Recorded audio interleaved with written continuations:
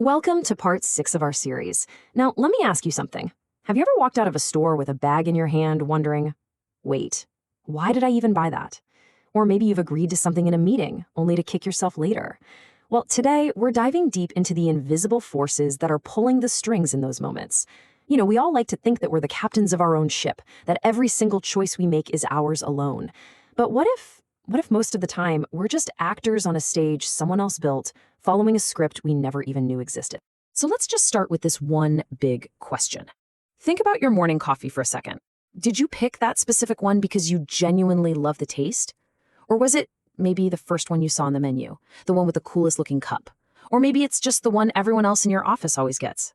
I know, that question can feel a little unsettling, but stick with me, because asking it is the first real step towards genuine mental freedom. All right, so here's how we're going to break this all down. We're going to start with a physical stage that shapes our actions. Then we'll look at the story, the script that frames our thoughts. After that, we'll meet the cast and learn the social rules. And finally, we'll talk about how you can actually start seeing all these invisible frames. I promise, by the end of this, you're going to look at the world a little differently. Let's get into it. Okay, first up, the physical frame. This is the most concrete, the most tangible one. We're talking about the very rooms we're in, the buildings we walk into. See, these places aren't just neutral backgrounds. Oh no, they are carefully designed stages, and they're built to make us feel, think, and act in very specific ways, often without us even realizing it. What's so fascinating here is how architecture is literally programming our behavior. Just picture walking into a massive, grand temple or cathedral. You've got these incredibly high ceilings. The light is soft. The doors are heavy. The whole design just forces you to slow down. It makes you feel small, quiet, full of awe. That's what we call the temple algorithm. Now, flip that completely. Think about a high-stakes corporate boardroom. Low ceiling, a long, imposing table, really direct, harsh lighting. The whole vibe is about pressure, urgency, and making quick decisions. See? In both cases, the room is shaping your mind before anyone even says a word.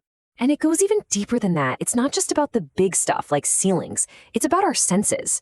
Have you ever noticed that the bright kind of bluish light in most offices makes you feel alert? Sure, but also a little impatient.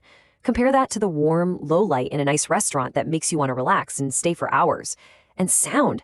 The deep silence in a library makes you automatically whisper. And get this, stores will literally pump in certain scents like vanilla or fresh linen because they know it triggers feelings of comfort and makes you less worried about the price tag. None of this is an accident. It's all by design. Okay, so the physical world sets the stage. We've got our lighting, our set design, but every play needs a script, right? Well, that's where our next section, the narrative frame, comes in. Because here's the thing. Whoever gets to tell the first story, they usually win before the debate even starts. And this quote just hits the nail on the head. Our brains absolutely hate a vacuum. They hate uncertainty. So when something happens, we scramble for an explanation. The first story that comes along, the first headline we read, becomes the anchor. It becomes our default truth. And from that moment on, every other piece of information we get is judged against that first story. It's a massive psychological shortcut, and it's one of the most powerful tools of influence out there. So how do people actually pull this off? Well, it usually happens in 3 very subtle layers. First, they shape your attention. They get to label the situation. A risky business decision isn't reckless, it's visionary. A product delay isn't a problem, it's a commitment to quality control. See how that works? Second, they give you a false choice. The classic example is a salesperson asking, so will you be paying with cash or card today? They've completely removed the option of not buying at all. You feel like you're choosing, but you're not. And third, they anchor the discussion. If you're negotiating a salary and they throw out a low number first, guess what? That number now becomes the center of the entire conversation. It's incredibly hard to move far away from that initial anchor. All right, so we've got the stage and we've got the script. The only thing missing is the cast. And that brings us to the social frame. This is all about the other people around us and the powerful unwritten rules that we all follow. We're all following an invisible social script every single day, often without a single direct command being given. We are hardwired to respect authority. It's a mental shortcut that saves us time. When we see a doctor in a white lab coat or a pilot in a uniform, our brain just goes, okay, this person knows what they're doing. But these signals, the coach, the confident tone, the fancy degree on the wall, they're really just costumes. And here's the key. You have to learn to look past the costume. Real expertise isn't afraid of questions. Real authority can back up its claims with facts and data. So yeah, respect the person, but always, always question the information. And then there's maybe the most powerful social force of them all, social proof. Think about it from an evolutionary standpoint. If you're a caveman and you see everyone in your tribe suddenly start running in one direction, you don't stop and ask why, right? You just run. Following the crowd meant survival. And that instinct is still buried deep inside us. It's why we're more likely to eat at a crowded restaurant than an empty one. It's why we trust a product with 10,000 five-star reviews. We let the crowd do the thinking for us. But here's the danger. In our modern world, that crowd can be faked, and that instinct can be used against us. Okay, so we get it. We're influenced by our environment, by stories, and by other people. But knowing that in theory is one thing. Spotting the traps in the real world, well, that's the real skill. So let's talk about where people usually mess up. Log yahan pe kya galti karte hain? Let's break down one of the biggest and most common traps we all fall into. The absolute biggest mistake is falling for fake urgency. You know the phrases, limited time offer, only 3 seats left, this deal ends in 5 minutes. That feeling you get isn't clarity, it's just adrenaline with really good marketing. That sense of urgency is designed to shut down your rational brain and make you sprint towards a decision with your eyes half closed.